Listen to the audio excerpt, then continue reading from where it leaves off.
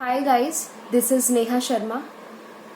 In today's session, we are going to discuss about comparative financial analysis.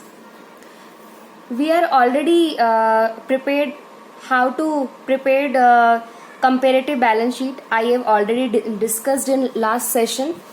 In today's session, we will discuss about comparative statement of profit and loss, right?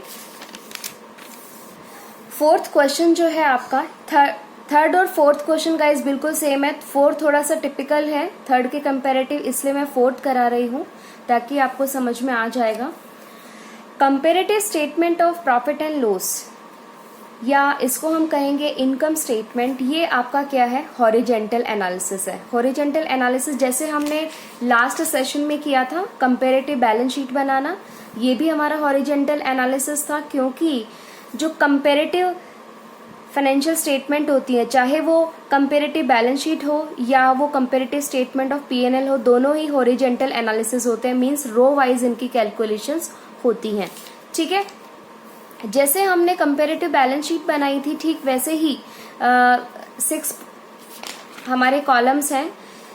Comparative statement of profit and loss में भी वही 6 हमारे पास column है.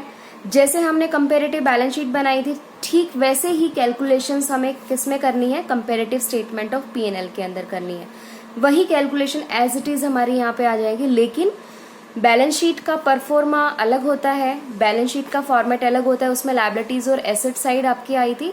लेकिन जो आपकी statement of comparative statement of PNL है, ठीक है, ये क्या बताता है कि प्रीवियस ईयर के साथ में करंट ईयर की परफॉर्मेंस को कंपेयर करके बताएगा कि इस साल के प्रॉफिट ज्यादा है या पिछले साल के प्रॉफिट आपके ज्यादा थे. ठीक है, तो प्रॉफिट या लॉस का कंपैरिजन कौन बताएगा? Comparative statement of profit and loss. यहाँ पे मैंने फॉर्मेट बनाया हुआ है जैसा कि हमने कंपैरेटिव बैलेंस शीट के अंदर बनाया था. अब देखिए गाइस, फोर्थ क्वेश्चन कराने से पहले मैं आपको बताना चाहूंगी कि comparative statement of profit and loss के अंदर क्या क्या आता है. ठीक है, उसका क्या फॉर्मेट है, क्या परफॉर्मा है.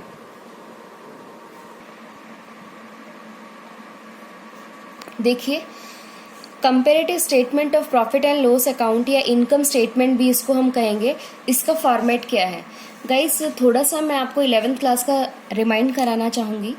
11th क्लास में आपने फाइनल अकाउंट्स जब बनाए थे, ठीक है, फाइनल अकाउंट के अंदर आपने बनाया था ट्रेडिंग अकाउंट, फिर प्रॉफिट एंड लॉस अकाउंट बनाया था आपने, फिर लास्ट में आपने क्या बनाई थी? बैलेंस शीट बनाई थी.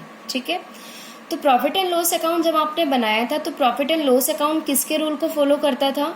नॉमिनल अकाउंट के रूल को फॉलो करता था, राइट.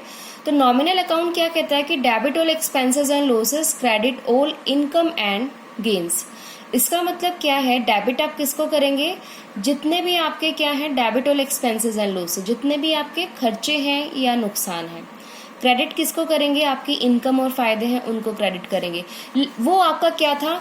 ओल्ड कंपनीज एक्ट 1956 के अकॉर्डिंग आपने बनाया था. लेकिन ये हम जो कंपैरेटिव बैलेंस शीट या पीएनएल जो हम बना रहे हैं 10th चैप्टर के अंदर, वो हम किसके अकॉर्डिंग बना रहे हैं? न्यू कंपनीज एक्ट 2013 के अकॉर्डिंग हम बना रहे हैं.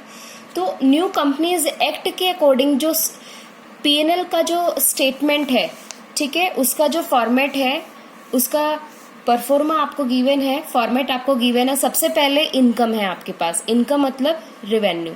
ठीक है, टोटल रेवेन्यू का मतलब क्या होता है? इनकम. बिजनेस के जितने भी इनकम है या फायदे हैं, ठीक है, पहले फायदे लिखे जाएंगे, इनकम लिखी जाएंगी, उसके बाद एक्सपेंसेस लिखे जाएंगे. ठीक है, फिर प्रॉफिट निकाला जाएगा. प्रॉफिट हम कैसे निकालते हैं? इनकम में से अगर एक्सपेंसेस को माइनस कर देते हैं, ठीक है, हम क्या निकाल लेते हैं? प्रॉफिट निकाल लेते हैं. लेकिन वो प्रॉफिट क्या निकलेगा?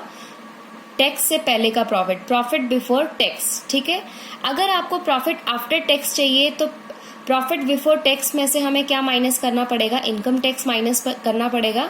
देन हमारे पास क्या आ जाएगा? प्रॉफिट आफ्टर टैक्स, मतलब नेट प्रॉफिट हमारा आएगा. ठीक है, नेट प्रॉफिट कब आता है? जब ओवरऑल प्रॉफिट में से हम टैक्स को माइनस कर देते हैं, जब हमारा प्रॉफिट आफ्टर टैक्स, या हम इसको नेट प्रॉफिट भी कहते हैं. तो अब हम इसको डिटेल में समझ लेते हैं पहला देखिए इनकम है revenue from operations. Revenue from operations का मतलब यहाँ पे है नेट सेल्स, ठीक है।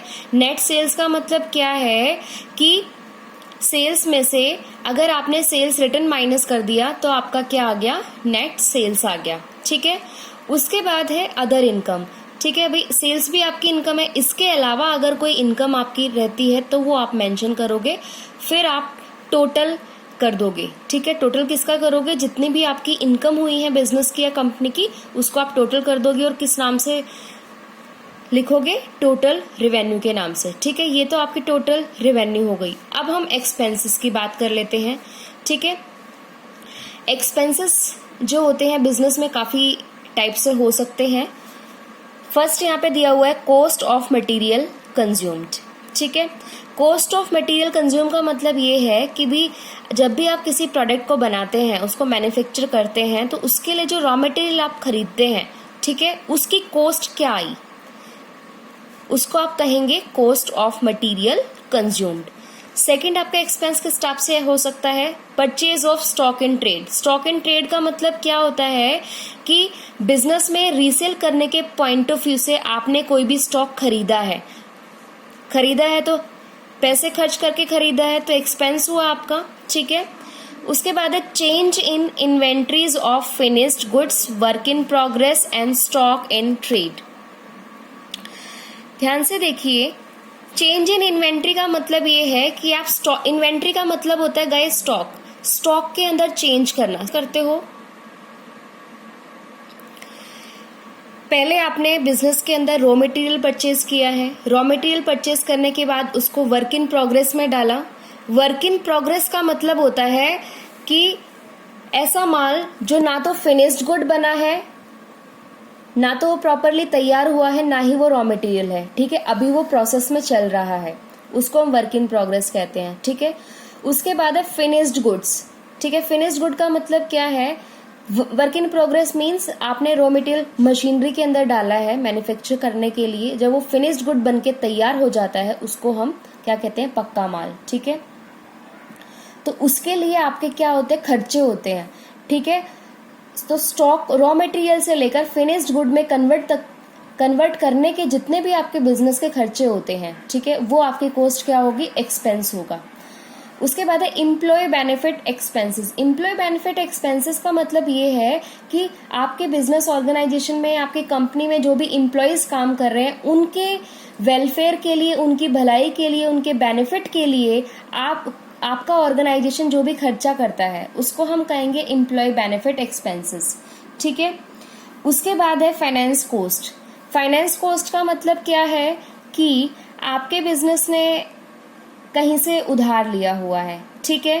फाइनेंस का मतलब क्या होता है, आपके बिजनेस ने कहीं से उधार लिया हुआ है या आपने कोई भी कैपिटल इन्वेस्ट की है, ठीक है, उस पूंजी को निवेश करने के बदले या उस पैसे को लगाने के बदले आपको कोई कॉस्ट पे करनी पड़ रही है, ठीक है। वो कॉस्ट किसी भी फॉर्म में हो सकती है, वो इंटरेस्ट की फॉर्म में हो सकती है, वो किसी भी फॉर्म में हो सकती है, ठीक है, वो भी आपका खर्चा है तो वो एक्सपेंस के अंदर कंसिडर किया जाएगा। उसके बाद है depreciation and amortisation expenses, right guys.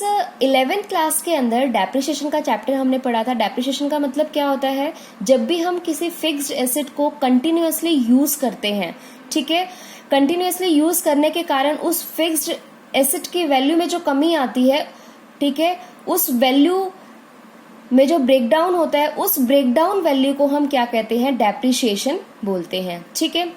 अब उसके बाद है अमोर्टाइजेशन एक्सपेंसेस। अमोर्टाइजेशन भी मैंने आपको बताया था डेप्रिसिएशन के चैप्टर में, राइट। तो ये सारे खर्चे आपके क्या होते हैं, वो एक्सपेंसेस के अंदर कंसिडर किए जाते हैं। इनके अलावा अगर कोई अदर खर्चा हुआ है तो वो भी हमारा एक्सपेंस के अंदर आ जाएगा। अब आप जितने भी आपके टोटल एक्सपेंस हुए उसको आप टोटल करिए, ठीक है, और आप क्या निकालेंगे, प्रॉफिट निकालेंगे। प्रॉफिट कैसे निकालेंगे, टोटल रेवेन्यू मतलब टोटल इनकम में से टोटल एक्सपेंसेस को अगर आप घटा देंगे तो आपका क्या आ जाएगा, प्रॉफिट आ जाएगा। लेकिन वो प्रॉफिट कौन सा होगा, टैक्स देने से पहले का प्रॉफिट है, ठीक है।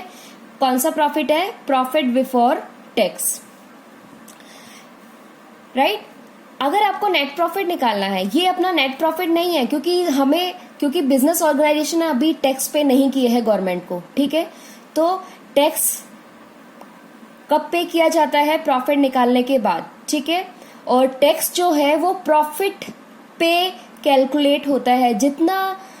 जितना आपके बिजनेस ऑर्गेनाइजेशन को प्रॉफिट अर्न होगा उसी के बेसिस पे ही आपको इनकम टैक्स पे करना पड़ेगा, ठीक है। प्रॉफिट बिफोर टैक्स में से अगर हम इनकम टैक्स माइनस कर देते हैं तो वो आपका क्या आ जाता है? Net profit. नेट प्रॉफिट का मतलब क्या होता है? Profit after tax. तो ये था आपका guys comparative statement of profit and loss account या इनकम स्टेटमेंट का फॉर्मेट। और जैसे आपने कंपेरेटिव बैलेंस शीट बनाई थी ठीक वैसे ही इसमें भी आपके 6 कॉलम है और रो वाइज कैलकुलेशंस आपकी होंगी जैसे कि आपने कंपेरेटिव बैलेंस शीट के अंदर किया था।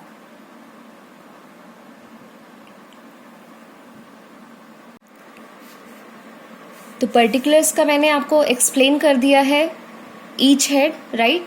तो सेकंड कॉलम देखिए आपका नोट नंबर का है जैसे कि आपने कंपेरेटिव बैलेंस शीट में किया था।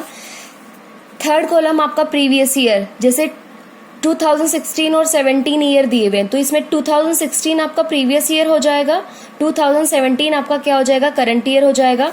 नेक्स्ट जो फिफ्थ कॉलम है आपका एब्सोल्यूट चेंज। एब्सोल्यूट चेंज का मतलब होता है कि भी एक्चुअल में आपकी जो बिजनेस की फाइनेंशियल पोजीशन है वो कितने अमाउंट में इंक्रीज हुई है या डिक्रीज हुई है, ठीक है। तो एब्सोल्यूट चेंज आप कैसे निकालते हैं? आप करंट ईयर के अमाउंट में से अगर आप प्रीवियस ईयर के अमाउंट को माइनस कर देते हैं तो आपका एब्सोल्यूट चेंज निकल आता है जैसे कि आपने कंपेरेटिव बैलेंस शीट में किया था। ठीक वैसे ही परसेंटेज चेंज हम निकालेंगे। परसेंटेज चेंज निकालने का फॉर्मूला क्या है? Absolute change amount divide by previous year amount into में 100, जैसे कि हमने कंपेरेटिव बैलेंस शीट में किया था। एज इट इज हम वैसे ही करेंगे, ठीक है। नेक्स्ट सेशन में हम इसके रिगार्डिंग क्वेश्चन करेंगे।